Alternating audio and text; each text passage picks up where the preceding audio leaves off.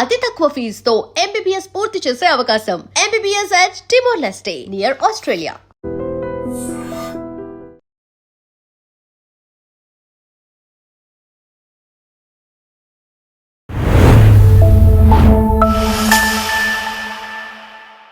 Welcome to lens with Lumbini. CJP protest అయింది. ఇప్పుడు Jharkhand JPSC ఎగ్జామినేషన్లో జరిగిన అవకతవకలు ఏవైతే ఉన్నాయో దానికి సంబంధించి ప్రొటెస్ట్లు అయితే స్టూడెంట్స్ చేస్తూ ఉన్నారు. అండ్ ఆల్సో లాఠీ చార్జీలు అక్కడ కూడా జరుగుతున్నాయి. సో సిజేపీ ప్రొటెస్ట్కి దీనికి కంపారిజన్ చేస్తూ ఉంటే స్టూడెంట్స్ అంతా కూడా ఇప్పుడు రాహుల్ గాంధీ వచ్చేసి ఈ ఇష్యూస్ అన్నింటినీ పక్కకు జరిపి రామ్ మందిర్ ఇష్యూ గురించి మాట్లాడుతున్నారనమాట.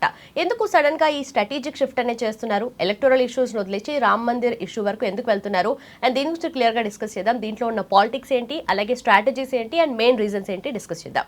ఈ రోజు మనతో జాయిన్ అవబోతున్నారు ప్రముఖ geo political analyst Pawan Shershah గారు మనతో పాటున్నారు. Let's talk to him. Hello sir, నమస్తే. నమస్తే అండి.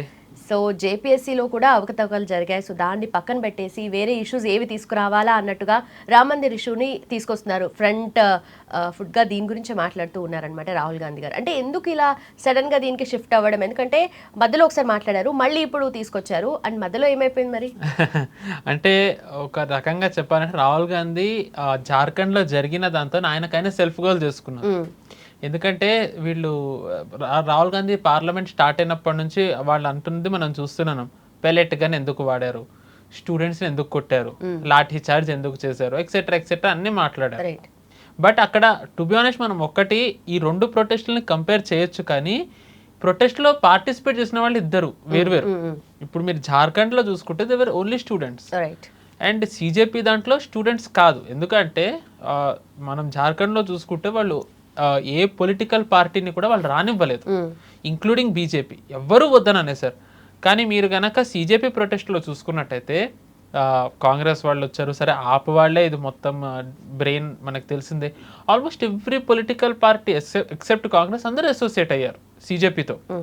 అండ్ ఇంకొకటి, it was never about NEET. ఎందుకంటే ఒకవేళ అది నీట్ గురించి అయ్యి ఉన్నట్టయితే బస్ నామ్ రహేగా అల్లాకా అనేది పాటలు రావడం, వందే మాత్రం పాడకూడదు, భారత్ మాతాకి జై అనకూడదు, జై శ్రీరామ్ అనకూడదు, ఉమర్ ఖలీద్ని రిలీజ్ చేయాలి, షర్జిల్ ఇమామ్ని రిలీజ్ చేయాలి, ఆర్టికల్ 370 కాశ్మీర్లో మళ్ళీ ఇంప్లిమెంట్ చేయాలి. అంటే అసలు ఇవేవి నీటితో సంబంధం లేదు. సో అలాంటి వాళ్ళు పార్లమెంట్లోకి వెళ్ళడం అనేది it was really national security risk. ఎందుకంటే మనం అక్కడ చూసాం కొంతమంది దగ్గర గన్లు ఉన్నాయి అండ్ చాలామంది నేపాల్ని బంగ్లాదేశ్ చేస్తాం ఇక్కడ అని అన్నారు. కానీ మీరు జార్ఖండ్ దాంట్లో చూసుకున్నట్టయితే వాళ్ళు ఎవ్వరూ కూడా ఇలాంటి వ్యాఖ్యలు చేయలేదు. వాళ్ళు ఏ పొలిటికల్ పార్టీని రానివ్వలేదు, వాళ్ళు ఇలాంటి వల్గర్ వీడియోస్ చేయలేదు. ఇప్పుడు మనం చూసుకున్నట్టయితే ఇన్స్టాగ్రామ్ ఓపెన్ చేసిన, ఈ మెటా ఓపెన్ చేసిన, దురదృష్టవశాత్తు జార్ఖండ్ ఎవరు వీడియోలు చేయలేదు. ఈ సిజేపీది మాత్రం అందరూ సెలబ్రిటీస్తో సహా అందరూ మాట్లాడారు. కానీ జార్ఖండ్ విషయానికి వచ్చేసరికి ఎవరూ మాట్లాడలేదు. అంటే ఇది దాని వెనక ఆర్గనైజ్డ్ ఎవరున్నారు అనేది మనకు అర్థమవుతుంది. ఒక ఎకో సిస్టమ్ ఉంది సిజేపీ దాని వెనక. ఈ జార్ఖండ్ దాని వెనక ఎకో సిస్టమ్ లేదు, అది కంప్లీట్లీ విద్యార్థుల మధ్య ఉంది. సో ఇలాంటి నార్మల్ దాంట్లో కూడా లాఠీ చార్జ్ జరగడం, బార్డ్ వైర్ పెట్టడం, పోలీసులు రాత్రిపూట, అది కూడా రాహుల్ గాంధీ కొట్టకూడదన్న గంట తర్వాతే వాళ్ళు కొట్టారు. టు బి ఆనెస్ట్ చేత కొట్టారు. మహిళలు ఉన్న చోట మహిళా కానిస్టేబుల్స్ లేకుండా మగ కానిస్టేబుల్సే ఉన్నారు. అది ఎంత ఆక్వర్డ్ ఉంటుందో మనకి తెలిసిందే. ఇప్పుడు నీట్ ఎగ్జామినేషన్ విషయంలో సరే టాపిక్ అదైతే తీసుకున్నారు, which is a very genuine request of course. So ఇప్పుడు ఇది కూడా పెద్ద ఎగ్జామే, సివిల్ సర్వీస్ ఎగ్జామినేషన్ కదా. సో దీనికి ఎందుకు మళ్ళీ సిజేపీ వాళ్ళు కూడా సపోర్ట్ ఇవ్వట్లేదు? ఎందుకంటే ఇది బీజేపీది కాదు కాబట్టి. ఇప్పుడు మనం జార్ఖండ్ ఒక్కటే మాట్లాడుతున్నాం, కానీ నీట్ది అయిన తర్వాత సిజేపీ మొదలు పెట్టిన తర్వాత పంజాబ్లో అయింది. ఏ ఆప్ అయితే ఇది మొత్తం ఆర్కెస్ట్రేట్ చేసిందో అదే ఆప్ పాలిస్తున్న రాష్ట్రంలో ఒకటైంది. ఐ థింక్ జనవరిలోనే ఎప్పుడు ఇంకో పేపర్ లీక్ అయింది. ఈ సిజేపీ ప్రొటెస్ట్ మొదలైన తర్వాత కర్ణాటకలో అయింది. ఈ సిజేపీ ప్రొటెస్ట్ వెటర్నరీ పేపర్ అనుకుంటా, ఇఫ్ ఐమ్ నాట్ రాంగ్. దాని తర్వాత ఈ సిజేపీ ప్రొటెస్ట్ మొదలైన తర్వాత కేరళలో కూడా పేపర్ లీక్ అయింది. కానీ ఇక్కడ ఎక్కడా మాట్లాడలేదు, ఎందుకంటే ఇక్కడ అక్కడ బీజేపీ లేదు కాబట్టి. సో ఇది క్లియర్గా బీజేపీని లక్ష్యంగా చేసుకుని చేసిన ఉద్యమం కానీ విద్యార్థుల కోసం చేసిన ఉద్యమం కాదు. ఎందుకంటే ఇప్పుడు మీరు చూసుకున్నట్టయితే ఇక్కడ విద్యార్థులు పరిష్కారం అడుగుతున్నారు. అంటే రిఫార్మ్ తేవాలి, న్యాయం జరగాలి, ఆఫ్ కోర్స్ తీయాలి, అవన్నీ అనడంతో పాటు రిఫార్మ్స్ తేవాలన్నారు. మీరు కనుక గమనిస్తే ఆ సిజేపీ వాళ్ళు ఏ రిఫార్మ్ ఐడియా ఇచ్చారు? వాళ్ళు జస్ట్ ఒకటే ధర్మేంద్ర ప్రధాన్ రాజీనామా చేయాలి, అయిపోయింది, దట్స్ ఇట్. రాజీనామాతో ఏమీ మారదు కదా. సో అంటే ఏంటంటే బీజేపీని లక్ష్యంగా చేసుకుని చేసింది CJP, బట్ న్యాయం జరగాలి అని చేస్తూ వస్తున్నది జార్ఖండ్. సో బట్ రాహుల్ గాంధీ ఏమైంది, పార్లమెంట్ ముట్టడి తర్వాత దీన్ని యాంప్లిఫై చేయడం మొదలుపెట్టారు. మనం చూసాం అక్కడ ఎలాంటి వాళ్ళు పోలీసులనే లించ్ చేయాలనుకున్నారు, వాళ్ళ పిల్లలు కూడా వచ్చి చెప్పారు, అక్కడ వాళ్ళ ఫాదర్లు చెప్పారని, ఇక్కడ ఉన్నది స్టూడెంట్స్ కాదు చాలా మంది వచ్చారని కొన్ని వీడియోస్ కూడా ఉన్నాయి. అశుతోష్ రాంకాతోని, సౌరవ్ దాస్తోని, అభిజిత్ దీప్కేతోని పోలీసులు మాట్లాడుతున్నారు, మీరు దీన్ని ఆపండి, యాంటీ నేషనల్స్ ఉన్నారు, మంచిది కాదు, మీరు ఇంకా కంటిన్యూ చేస్తారు. సో బట్ అలాంటివన్నీ ఉన్న తర్వాత కూడా పోలీసులు చాలా మటుకు మ్యాక్సిమం రిస్ట్రైన్ అనేది ఏదైతే అంటారు ఇంగ్లీష్లో, వాళ్ళు దాన్ని పాటించారు. ఇంకా పార్లమెంట్ లాస్ట్ వరకు వచ్చిన తర్వాత వాళ్ళు అప్పుడు లాఠీ జులిపించాల్సి వచ్చింది, given the kind of people who were involved in that. But Rahul Gandhi అదంతా వదిలేసి విద్యార్థులు పెలెట్ గన్ వాడారు, లాఠీ చార్జ్ చేశారని అంటూ వచ్చారు. దాంతో పార్లమెంట్ని స్తంభింపజేస్తూ వచ్చారు. ఐ థింక్ 2-3 వీక్స్ నుంచి అసలు పార్లమెంట్ అవ్వలేదు. కరెక్ట్గా పార్లమెంట్ ఎండ్ అయ్యే టైంకి ఇప్పుడు అదే ఇన్సిడెంట్ జార్ఖండ్లో జరిగింది. జార్ఖండ్లో జరిగేసరికి ఏమైందో ఒక రకంగా బీజేపీకి బ్రీతింగ్ స్పేస్ వచ్చింది. ఇప్పటి వరకు అవునన్నా కాదనే బీజేపీ ఆత్మరక్షణలో పడింది. ఎందుకంటే ఇన్వెస్టిగేషన్ ఆన్ గోయింగ్ అయినప్పుడు అమిత్ షా గారు కూడా ఏం మాట్లాడలేరు, ఎందుకంటే హాఫ్ ఇన్ఫోతోనే ఆయన కూడా ఏమీ సమాధానం చెప్పలేరు, పూర్తిగా అవ్వాలి. కానీ అది ఆయన వచ్చి చెప్పలేరు. అండ్ బీజేపీ వాళ్ళు మరి చెప్పాలి, మరి వాళ్ళు ఎందుకో కారణాలు వాళ్ళకే తెలియదు, వాళ్ళు చెప్పలేరు. బట్ రాహుల్ గాంధీ దీన్ని అస్త్రంగా మలుచుకుని బీజేపీని ఆత్మరక్షణలో పడేసే ప్రయత్నం ఏదైతే చేశారో ఇప్పుడు అదే రాహుల్ గాంధీ తిప్పికొట్టింది. జార్ఖండ్లో జరిగేసరికి ఇప్పుడు బీజేపీ వాళ్ళు తిరిగి రాహుల్ గాంధీని ప్రశ్నించడం మొదలుపెట్టారు. ఎందుకు జార్ఖండ్ గురించి మీరు మాట్లాడరు, ఎందుకు జార్ఖండ్ది కూడా మరి మాట్లాడాలి కదా, అక్కడ కూడా మరి వాడారు కదా అని రాహుల్ గాంధీ దగ్గర సమాధానం లేకపోయింది. అంటే ఇప్పుడు సో ఏమైందంటే ఏదైతే వాడి రాహుల్ గాంధీ స్టార్ అయిపోవాలని అనుకున్నారో, ఎందుకంటే CJP ప్రొటెస్ట్ వల్ల రాహుల్ గాంధీ లైమ్ లైట్లో రాలేదు. ఎందుకంటే మీరు CJP ప్రొటెస్ట్ మొత్తం చూసుకున్నట్టయితే కేజ్రీవాల్, అభిజిత్ దీప్కే వీళ్ళే వచ్చారు, ధర్నా వాళ్ళే చేశారు, వ్యాఖ్యలన్నీ అంటే మీడియా ఫోకస్ మొత్తం వాళ్ళ మీదే ఉంది, రాజీనామా చేయించిన ఘనత వీళ్ళకి వెళ్ళింది, రాహుల్ గాంధీకి ఎక్కడ వెళ్ళింది? సో అందుకని రాహుల్ గాంధీ ఏంటంటే పార్లమెంట్లో ఒక్కటే ఇంకా ఆయన గొంతు వినిపించారు కాబట్టి ఆయన వినిపించగలరు కాబట్టి అక్కడ వచ్చి కూడా పార్టిసిపేట్ చేసింది లేదు కదా రాహుల్. ఎస్, ఎందుకంటే అది ఆపుది కదా.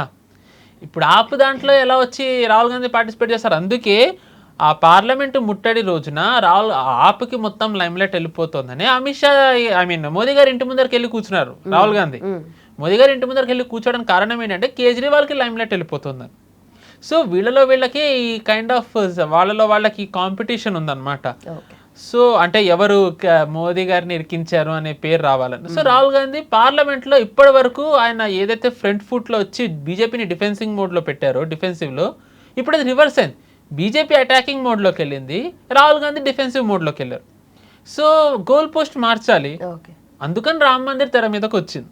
సో దీని వెనక ఇంత పాలిటిక్స్ ఉన్నాయన్నమాట. ఐ మేబీ కొంచెం ఎలాబొరేటివ్గా చెప్పానేమో, సారీ. సో రామ్ మందిర్ని తేవడానికి గల కారణం ఏంటంటే రాహుల్ గాంధీ ఇప్పుడు ఆత్మరక్షణలో పడ్డారు. 3 వారాల నుంచి అటాకింగ్ మోడ్లో ఉన్న రాహుల్ గాంధీ ఇప్పుడు డిఫెన్సివ్ మోడ్లోకి వెళ్ళడంతో రామ్ మందిర్ గురించి ఎత్తుకున్నారు. మీరు ఖర్గే మాట్లాడుతూ కూడా రాజ్యసభలో కాంగ్రెస్ లీడర్ ఆయన కూడా అన్నారు జార్ఖండ్ది వేరు, ఇది వేరు, ఇది మేము మాట్లాడమని అనేసారు. ఆయన డైరెక్ట్ చెప్పేశారు జార్ఖండ్ది మాట్లాడమని. అండ్ వీళ్ళ హిపోక్రసీ కూడా దీంతో బయటపడుతుంది కదా. ఇప్పుడు విపక్షాలు అందరివీ బయటపడుతున్నాయి. ఇప్పుడు మీరు కేజ్రీవాల్ CJP గురించి ఇంత మాట్లాడినప్పుడు మీకు జార్ఖండ్ గురించి ఆయన ఎక్కడ మాట్లాడా? జార్ఖండ్ గురించి మాట్లాడలే. సరే రాహుల్ గాంధీ అయితే మనం చెప్పనే అక్కర్లే. విపక్షాల్లో ఎంతమంది దీని గురించి గొంతెత్తారు, ఎంతమంది హేమంత్ సోరెన్ని ప్రశ్నించారు. సో ఏంటంటే ఇక్కడ ఇప్పుడు రకంగా ఏంటంటే బీజేపీకి అడ్వాంటేజెస్ పొజిషన్ రావడంతో డైవర్ట్ చేయాలని అందరినీ రామ్ మందిర్ మీదకి తీస్తున్నారు. సో టు బి ఆనెస్ట్ చెప్పాలంటే ఇక్కడ మనం ఒకటి గమనించాల్సింది ఏంటంటే ఎంత జార్ఖండ్ది బీజేపీ అటాకింగ్ మోడ్లోకి వచ్చినా పార్లమెంట్లో జార్ఖండ్ గురించి బీజేపీ మాట్లాడదు, ఎందుకంటే అది ఒక రాష్ట్రానికి సంబంధించింది. అండ్ అక్కడ ఈడీ ఇన్వెస్టిగేషన్ అవుతుంది, ఈడీది కమిటీ వేశారు, వాళ్ళు కూడా అక్కడ విచారణ చేస్తున్నారు, అంతా అవుతుంది. ఈ విచారణ మధ్యలో ఉన్నప్పుడు కూడా దాని గురించి మళ్ళీ ఏం మాట్లాడడం భావ్యం కాదు. సో బట్ ఇక్కడ ఇప్పుడు రామ్ మందిర్ వచ్చేసరికి ఎలా అయితే నేను జార్ఖండ్ది ఒక రాష్ట్రానికి సంబంధించింది అన్నాను, రామ్ మందిర్ది కూడా రాష్ట్రానికి సంబంధించింది. సో దాని గురించి పార్లమెంట్లో ఎలా మాట్లాడతారు? టు బి ఆనెస్ట్ మాట్లాడలేరు, ఎందుకంటే దాని గురించి అసెంబ్లీలో మాట్లాడుతున్నప్పుడు యోగి ఆదిత్యనాథ్ గారు అందరికీ సమాధానం ఇస్తున్నారు. బట్ పార్లమెంట్లో మాట్లాడమని ఒత్తిడి చేస్తున్న కారణం ఏంటంటే అఖిలేష్ యాదవ్కి పర్సనల్ కారణాలు ఉన్నాయి, రాహుల్ గాంధీకి పర్సనల్ కారణాలు ఉన్నాయి. ముందర అఖిలేష్ యాదవ్ది వచ్చినట్టయితే అఖిలేష్ యాదవ్ మనకి తెలిసిందే 2024 జనరల్ ఎలక్షన్స్ అయ్యే ముందర వరకు ఆయన అసెంబ్లీలో ఉన్నారు, కానీ అప్పుడు ఆయన లోక్సభకి పార్టిసిపేట్ చేశారు, గెలిచారు, లోక్సభకి వెళ్ళిపోయారు, అసెంబ్లీ ఖాళీ చేశారు. ఇప్పుడు వచ్చే ఏడాది ఎన్నికలు అవుతూ ఉన్నప్పుడు అవునన్నా కాదన్నా యోగి గారిని ఢీ కొట్టేది అఖిలేష్ యాదవే. కానీ ఎక్కడ డి అంటే డి అనేది ఉంది, అంటే నువ్వా నేనా అనేది ఎప్పుడైనా అసెంబ్లీలో జరుగుతుంది. కానీ అఖిలేష్ యాదవ్ బ్లండర్తో ఏమైంది, అది యోగి పిచ్చి కింద మారిపోయింది. సో ఇప్పుడు రామ్ మందిర్ది వచ్చిన యోగి ఆదిత్యనాథ్ గారు అందరికీ సమాధానం ఇస్తున్నారు. కానీ అసెంబ్లీలో ఏదైతే వాడివేడి చర్చ జరగాలో అక్కడ యోగి ఆదిత్యనాథ్ గారిది వన్ మ్యాన్ షో అయిపోయింది. ఎంతమంది వీళ్ళు మాట్లాడుతున్నా మీరు చూసుకున్నట్టయితే సెంట్రల్ లీడర్షిప్ వాళ్ళు ఒక్కళ్ళు మాట్లాడలేదు. మోదీ గారు కానీ అమిత్ షా గారు కానీ ఎవరూ మాట్లాడలేదు. యోగి గారు ఒక్కరే దీనికి చాలా గట్టిగా సమాధానం ఇస్తున్నారు. ఓకే, సో యోగి గారి పాయింట్స్ ఏమున్నాయి అసలు రామ్ మందిర్ దాని గురించి? సో యోగి గారి పాయింట్స్ ఏంటంటే చాలా సింపుల్.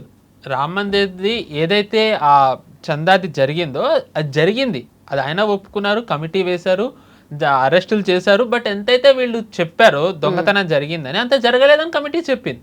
ఓకే, సో ప్రాబ్లం ఎక్కడొచ్చిందంటే ఇప్పుడు ఈ విపక్షాలు ఎవరైతే రామ్ మందిర్ గురించి మాట్లాడుతున్నారో వాళ్ళ క్రెడిబిలిటీ ఇప్పుడు పరీక్షలోకి వస్తుంది.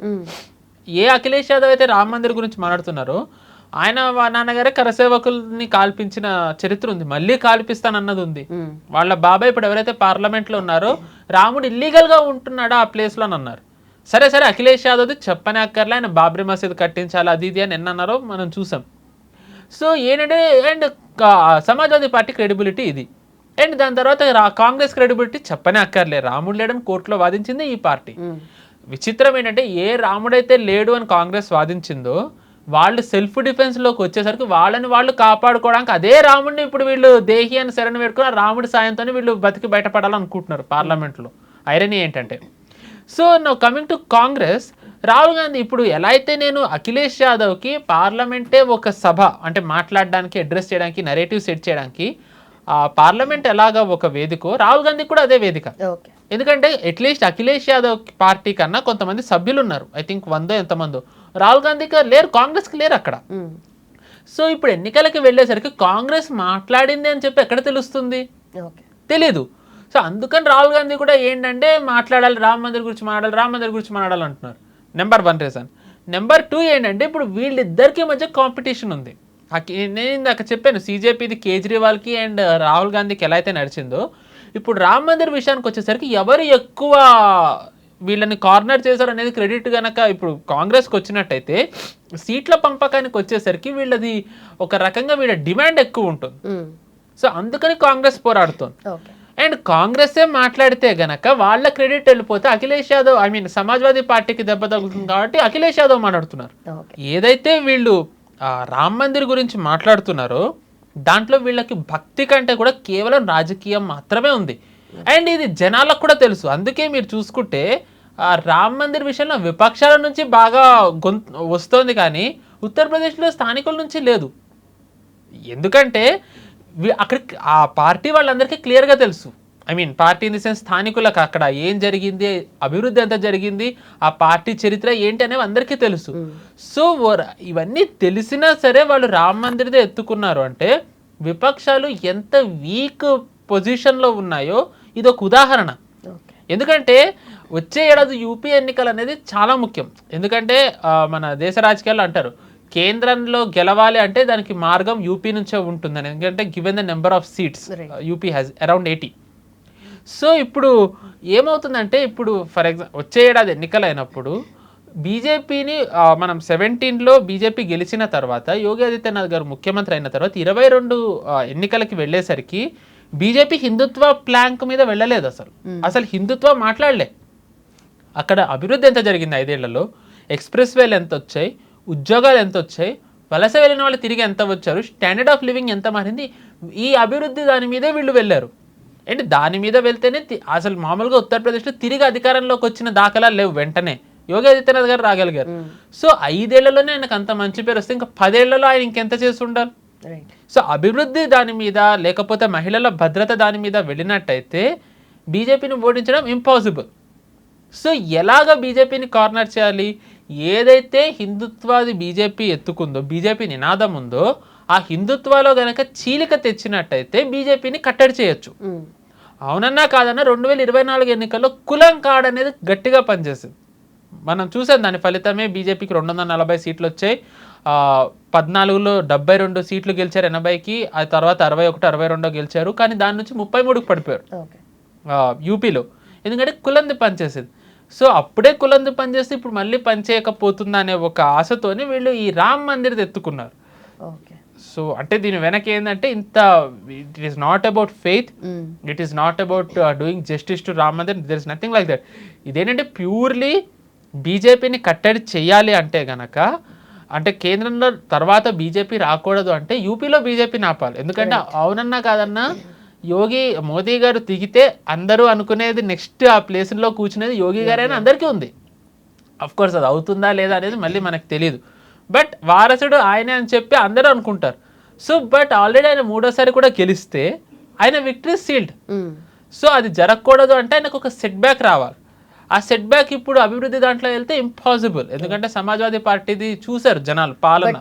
ఎంతవరకు కూడా ఇది ఎఫెక్ట్ చేయదంటారా? ఎందుకంటే అక్కడంతా డెఫినెట్లీ రిలీజియస్ పాయింట్ ఆఫ్ వ్యూలో చూసుకున్నా కూడా ఇది కొంచెం దెబ్బే కదా వాళ్ళకి. దెబ్బ కాదండి, ఎందుకంటే రామ్ మందిర్ అగైన్ చెప్తున్నా జరిగింది, ఎవరు కాదన్నారు. కానీ దాంట్లో బీజేపీ పార్టీ పాత్ర ఎక్కడుంది? ఎందుకంటే ఇప్పుడు సోమనాథ్ మందిర్ ఉందండి, సోమనాథ్ ట్రస్టీ చైర్మన్ ఎవరు? మోదీ గారు. ఆ ట్రస్టీ మెంబర్ ఎవరు? అమిత్ షా గారు. ఆ దాంట్లో ఏమన్నా కనుక ఘోటాలా జరిగితే మీరు బీజేపీకి ఆపాదించవచ్చు. కానీ ఇప్పుడు రామ్ మందిర్ దాంట్లో ఏదైతే ట్రస్ట్ ఉందో ఆ ట్రస్ట్లో అసలు ఎవరున్నారు? బీజేపీ వాళ్ళు ఎవరు లేరు కదా. సో బీజేపీ ఒక రాష్ట్రంలో ఉంది అక్కడ అధికారంలో, అందుకని వీళ్ళు బీజేపీని టార్గెట్ చేస్తున్నారు. ఒకవేళ నిజంగానే వీళ్ళకి అంత ఉన్నట్టయితే ఇది వచ్చిన తర్వాత అజ్మేర్ దర్గాలో కూడా వచ్చింది రాజస్థాన్లో, మరి అక్కడ ఎందుకు ఎత్తలేదు? ఇది వచ్చిన తర్వాతే వీళ్ళు రామ్ మందిర్ ఎత్తిన తర్వాతే చాలామంది కేరళలో శబరిమల గుడికి ధ్వజస్తంభం దాంట్లో కాంగ్రెస్ స్కామ్ చేసిందనే వార్తలు బయట పెట్టారు. ఐ థింక్ అరౌండ్ 15లోనే ఎప్పుడు. మరి కాంగ్రెస్ అప్పుడు భక్తి అక్కడ లేదా శబరిమలలో? సో కాంగ్రెస్ అనేది ఏంటంటే హిందువులని కేవలం ఓటు బ్యాంక్ కిందనే చూస్తుంది. వాళ్ళు దాన్ని ఏంటంటే హిందువులని కులం ఆధారంగా విడగొట్టినట్టయితే వాళ్ళకు ఓట్లు సేఫ్ ఉంటాయి. ద మూమెంట్ హిందుత్వ కార్డు వచ్చేసరికి కాంగ్రెస్కి అక్కడ అడ్రస్ ఉండదు. అండ్ ఇప్పుడు కాంగ్రెస్ మనం చూసుకున్నట్టయితే దాని కోర్ ఓటు బ్యాంక్ ముస్లింలు అయ్యారు. ఇప్పుడు బెంగాల్లో చూసుకుంటే కాంగ్రెస్కి 2 సీట్లు వచ్చాయి, 2 కూడా ముస్లిం మెజారిటీ ఏరియాసే. అస్సాంలో 11 సీట్లు వచ్చాయి, 10 సీట్లు ముస్లిం మెజారిటీ ఏరియాస్లో గెలిచారు. కేరళలో ముస్లిం లీగ్ సహాయం లేకుండా గెలిచే పరిస్థితి లేదు. సో వీళ్ళ అధికారంలో ఉన్న 5 రాష్ట్రాల్లో 3 రాష్ట్రాల్లో పరిస్థితి ఇలా ఉంది. I mean of course Assam ఇంకా బెంగాల్ అధికారంలో గెలిచిన తీరు కూడా చూసుకుంటే.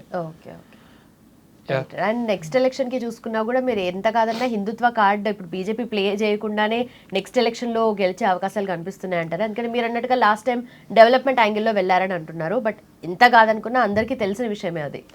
అంటే ఇప్పుడు బీజేపీ హిందుత్వ అనేది బీజేపీ చెప్పక్కర్లేదండి. ఇప్పుడు మనం చూసుకున్నట్టయితే 17లో గుజరాత్లో ఎన్నికలైనప్పుడు రాహుల్ గాంధీ గుళ్ళు తిరిగారు. నేను జనియాదారి బ్రాహ్మణ్ అని చెప్పుకున్నారు. ఎందుకు చెప్పుకోవాల్సి వచ్చింది? ఎందుకు గుళ్ళకి? ఇప్పుడు మోదీ గారు గుళ్ళకి వెళ్తారు. ఇప్పుడు 14 ముందర వరకు మన రాజకీయ పార్టీ నేతలందరూ స్కల్ క్యాప్ పెట్టుకోవడానికి ఇష్టపడ్డారు. ఇఫ్తార్ విందుల్లో చర్చిలకు వెళ్ళడానికి ఇష్టపడ్డారు. కానీ గుడికి వెళ్ళి పూజలు చేసే ధైర్యం ఎంతమందికి ఉంది? అది మారింది. 14కు వచ్చేసరికి ఏంటంటే ఇప్పుడు అందరూ గుళ్ళకి వెళ్ళడానికి ఇష్టపడుతున్నారు. అంటే ఇప్పుడు మనం చూసుకుంటే విజయ్ క్రిస్టియన్ అయినా ఆయన కూడా గుడికి వెళ్ళారు. ఐ థింక్ మీనాక్షి అమ్మవారి కూడా అనుకుంటా. సో ఏంటంటే అవునన్నా కాదన్నా అండర్లయింగ్లీ హిందుత్వ ఓట్ అనేది అది కన్సాలిడేట్ అవుతుంది. సో అది ద మూమెంట్ అది కన్సాలిడేట్ అయినట్టయితే అది 100% బెనిఫిట్ బీజేపీకి వెళ్తుంది. ఎందుకంటే హిందుత్వ అనేది కేవలం అది మనం మతమో ధర్మం కిందనే చూడకుండా అది అభివృద్ధి కింద కూడా చూడాలి. ఎందుకంటే ఇది వరకు అంతా కూడా మనం బీజేపీ అధికారంలోకి రాకముందర మనం ఒక మాట వింటూ ఉండేవాళ్ళం, గుడి ఎందుకు, గుడి ప్లేస్లో మీరు హాస్పిటల్ కట్టండి, స్కూల్ కట్టండి, ఎక్సెట్రా ఎక్సెట్రా. అంటే టెంపుల్ అనేది ఏంటంటే అసలు దానివల్ల ఏమీ ఉపయోగం లేదన్నట్టుగా ఒక క్రియేషన్ వచ్చింది. కానీ దాన్నే బీజేపీ ఎలా కౌంటర్ చేస్తుందంటే టెంపుల్ ఎకానమీ కింద తీసుకొచ్చారు. ఈ రోజు మీరు చూసుకున్నట్టయితే గోవాకి వెళ్ళే వాళ్ళ సంఖ్య కంటే కాశీకి అయోధ్యకి వెళ్ళే వాళ్ళ సంఖ్య ఎక్కువైంది. అంటే టెంపుల్ ఎకానమీ అనేది ఎలాగ అది ముఖ్యమో చూపించారు. ఎందుకంటే మీరు గుడి కట్టడం ద్వారా అక్కడ మన గుళ్ళు అంటే కనుక తెలిసింది, అక్కడ మనకి పళ్ళు కొబ్బరికాయలు పూలు ఇవన్నీ ఒక మినీ ఎకోసిస్టమ్ ఉంటుంది, వాళ్ళందరికీ ఉపాధి వస్తుంది. సో వాళ్ళందరూ అక్కడ ఉండాలి అంటే ఏం చేయాలి, వాళ్ళకి ఇల్లు కట్టాలి. అంటే కట్టడాల్లో మళ్ళీ అక్కడ మేస్త్రీలకి వాళ్ళకు ఉపాధి వస్తుంది. దాని తర్వాత వాళ్ళు అక్కడికి వెళ్ళిన తర్వాత either through rent are to tax are etcetera స్టేట్కి ఎకానమీ జనరేట్ అవుతుంది కదా. అండ్ ప్రయాణికులు ఎవరైతే పిలిగ్రిమ్స్ ఉంటారో యాత్రికులు, వాళ్ళు వచ్చినప్పుడు ఏం చేస్తారు, వాళ్ళు అక్కడ రూముల్లో దిగడం, బయట తినడం ఆర్ లేకపోతే వాళ్ళు తిరగడం, అక్కడ అంతా కూడా ఒక ఎకానమీ క్రియేట్ అవుతుంది. సో ఏదైతే టెంపుల్ అవసరం లేదు అనేది వీళ్ళు నడిపారో బీజేపీ దాన్ని సమర్థవంతంగా తిప్పికొట్టింది.